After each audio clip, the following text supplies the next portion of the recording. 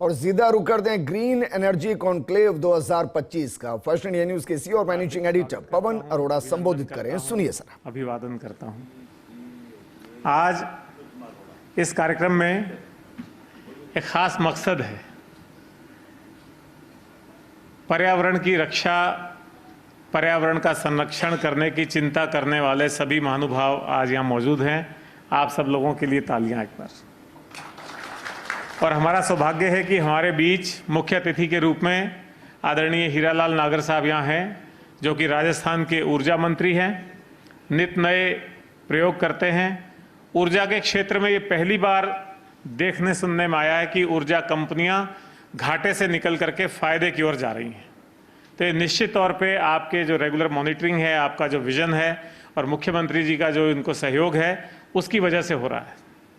साथ ही बिजली कंपनियों के जो अधिकारीगण यहाँ बैठे हैं, ओम प्रकाश कसेरा जी, नथमल डिडेल जी, आरती डोगरा जी कुछ समय में आएंगी।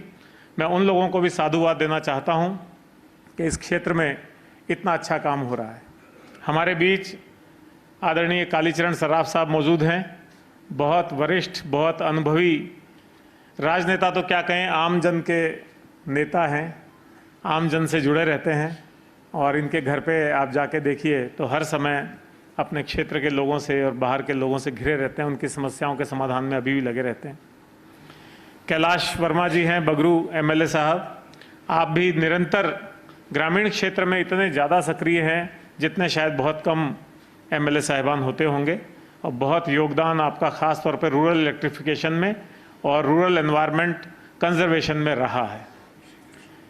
गोपाल शर्मा जी हैं, तो गोपाल शर्मा जी को मैं कह रहा था कि आपने कम समय में ही जयपुर शहर में हिंदुत्व के चेहरे के रूप में एक पहचान बना ली है, और उसके लिए भी आपको साधुवाद है।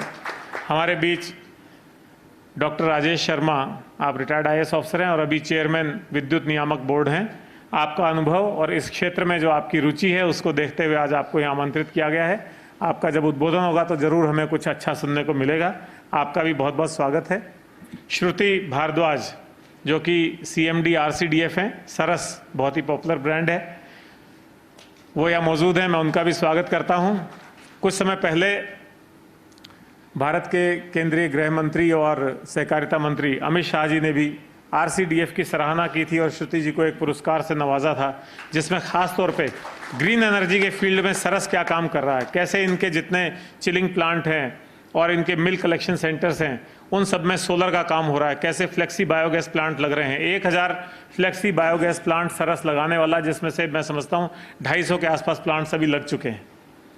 सोलर एनर्जी के जो एसोसिएशन है, उसके सेक्रेटरी हमारे बीच बैठे हुए हैं और उनके चेयरमैन कुछ समय में हमारे आएंगे। नितिन जी यहाँ हैं, मैं आप सबका भी यहाँ स्वागत करता हूँ। आज का दिन वैसे भी खास है, ईद का मुबारक दिन है, और साथ ही हमारे अपने फर्स्ट इंडिया इंग्लिश न्यूज़पेपर की 6th एनिवर्सरी भी है। आप सबके सामने ये अखबार पड़ा हुआ है। फर्स्ट इंडिया इंग्लिश न्यूज़पेपर के आज 6 साल पूरे हुए हैं। आप सब लोगों के सहयोग से, आपके प्यार से पूरे हुए हैं। मैं इसके लिए भी आप सबका धन्यवाद करता हूं। और इसी मौके पे एक बात और आपको बताना चाहूँगा कि अब फर्स्ट इंडिया समूह जो है वो विस्तार कर रहा है। पहले लोग समझते थे कि फर्स्ट इंडिया न्यूज़ चैनल का मतलब फर्स्ट इंडिया है, लेकिन 6 साल पहले उसमें अंग्रेजी अखबार जुड़ा। करीब 1.5 साल पहले एक OTT platform first India plus, वो इसमें जुड़ा, जिसमें आपकी सभी तरह की मनोरंजन की आवश्यकताएं पूरी होती हैं। वो हर तरह के गूगल पे और एप्पल आई स्टोर पे, सब पे मौजूद है। और कुछ ही समय पहले, लगभग 6-7 महीने पहले, हमने एक हिंदी अखबार, सच बेधड़क हिंदी दैनिक अखबार, उसका भी अधिग्रहण कर लिया और अब उस अखबार का प्रकाशन भी फर्स्ट इंडिया समूह कर रहा है। तो 4 चीज़ें तो ये हो गई। और सिस्टर कंसर्न भारत 24 जो नेशनल चैनल है, वो भी आप सब लोगों के प्यार को पाता है निश्चित तौर पे। और जो आज मैं बात कर रहा था कि हम अपने अंग्रेजी अखबार की 6ठी वर्षगांठ मना रहे हैं, तो हमने जो आने वाला साल है, ये वाइल्ड लाइफ कंजर्वेशन, फॉरेस्ट और एनवायरनमेंट कंजर्वेशन को डेडिकेट किया है।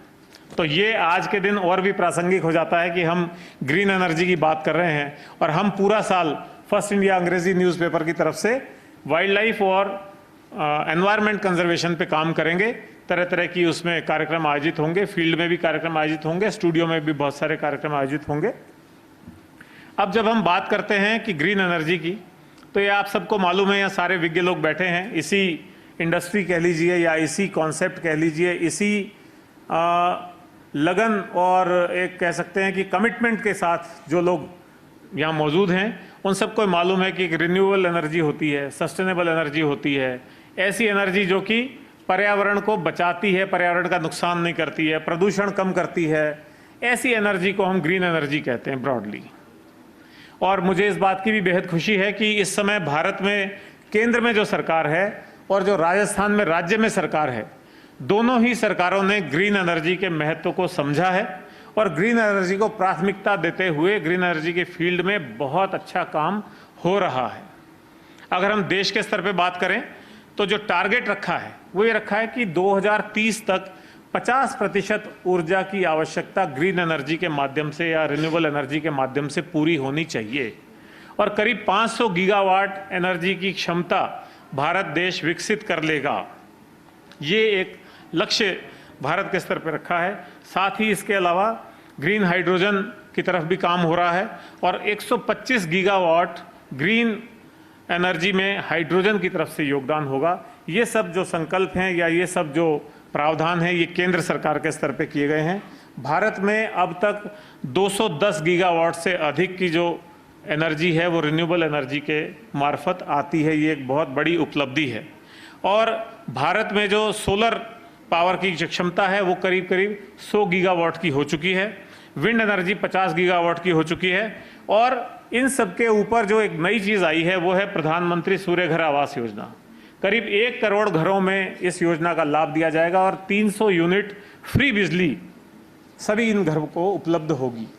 अब हम अगर राजस्थान की बात करें तो राजस्थान में 2030 तक जो इसका लक्ष्य रखा गया है वो रखा गया है करीब 125 गीगावाट का। और अभी वर्तमान में राजस्थान में करीब 25 गीगावाट एनर्जी जो है वो रिन्यूएबल सोर्सेज से आती है, ग्रीन एनर्जी के माध्यम से आती है।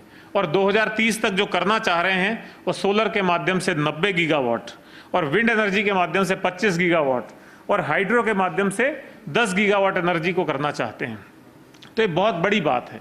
अभी जो राइजिंग राजस्थान हुआ था, राज्य सरकार की बड़ी उपलब्धि है, उसमें ऊर्जा के क्षेत्र में खास तौर पे सोलर को शामिल करते हुए 6.57 लाख करोड़ रुपए के MOU साइन हुए जिन पे काम चल रहा है। इसके अलावा रिप्स योजना के तहत भी बहुत सारी इलेक्ट्रिसिटी ड्यूटी वगैरह से छूट दी जा रही है, स्टाम्प ड्यूटी में छूट दी जा रही है।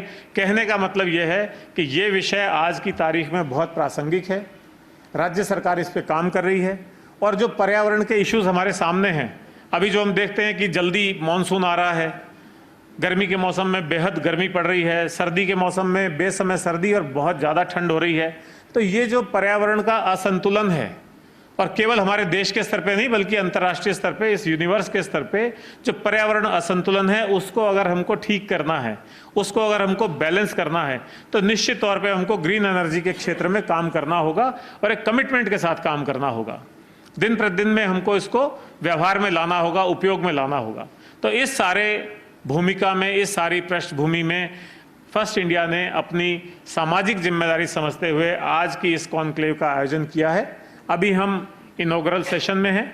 उद्घाटन सत्र में हम जो महानुभाव इस फील्ड में अपना दक्षता रखते हैं, अपनी विशेषज्ञता रखते हैं, उनके उद्बोधन सुनेंगे और फिर इस सत्र के बाद में हम यहाँ पैनल डिस्कशन करेंगे जिसमें हम देखेंगे कि ग्रीन एनर्जी में और क्या काम किया जा सकता है और क्या राजस्थान में और देश में निवेश की संभावनाएं हैं और क्या नवाचार इसमें किया जा सकता है।